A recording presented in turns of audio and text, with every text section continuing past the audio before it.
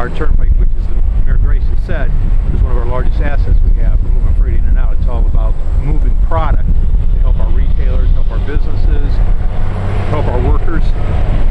The minute you turn this over to a privatized entity, they then will put conditions in that contract that will limit what you can do with abutting roads.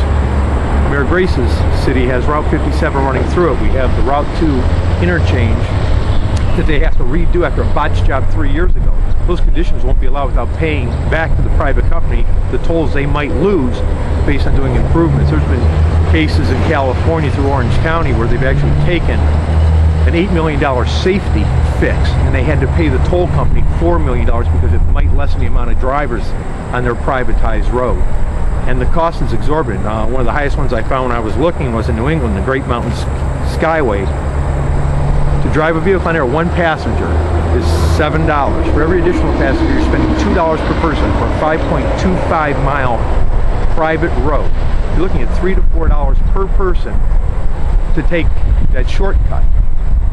What it does, it makes the rich available to take very nice roads, and the middle income and poor incomes have to take the interior roads, which then falls on the local municipalities and counties to fix. It's just not fair for anybody except for the rich people.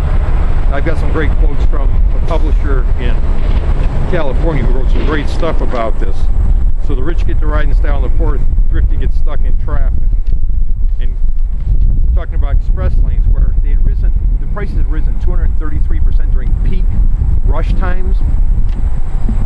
When the communities wanted to tone it back, they ended up having to pay $220 million for a road that costs $130 million to build, so they take it back underneath their wings. Typically, what the private company might bring to the table is reducing its labor costs, not only reducing the quality of the road, but presently Ohioans and those traveling through our state from across the country recognize its appropriate value in the turnpike.